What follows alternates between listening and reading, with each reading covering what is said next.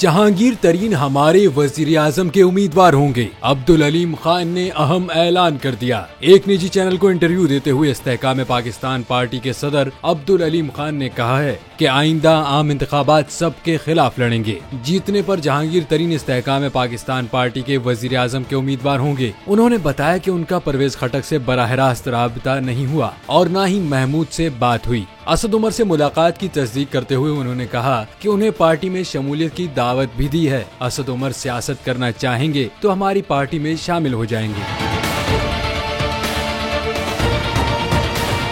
सदर IPP ने कहा कि मैंने सबको दावत दी है, किसी से कोई बातचीत नहीं हो रही। नई सोच और खूबसूरत पाकिस्तान की कोशिश करने वाला पार्टी में शामिल हो सकता है। अब्दुल अलीम खान ने कहा कि इलेक्शन कमीशन की दी गई तारीख पर इंतखाबात होने चाहिए। हमारा किसी पार्टी से इत्तेहाद नहीं हो रहा। उन्होंने कहा कि 40 साल से बरसर इक्तदार जमातों के साथ मिलकर कैसे इलेक्शन लड़ें। PDM और PTI दोनों के खिलाफ इलेक्शन लड़ेंगे। इलेक्शन में जीत की सूरत में जहांगीर तरीन इस्तेहकाम पाकिस्तान पार्टी के वजीर आजम के उम्मीदवार होंगे, जबकि वजीर आला का फैसला पार्टी करेगी।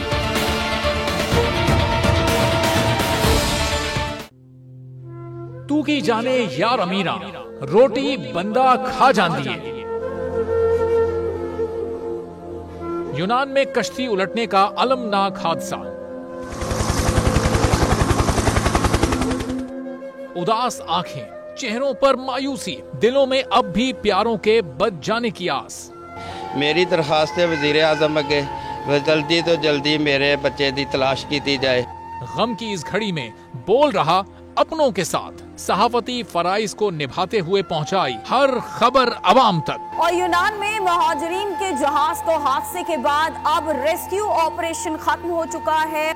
68% अवाम ने कश्ती हादसे की पल पल की खबर से जुड़े रहने के लिए देखा सिर्फ बोल न्यूज, क्योंकि बोल है पाकिस्तान का नंबर 1 न्यूज चैनल।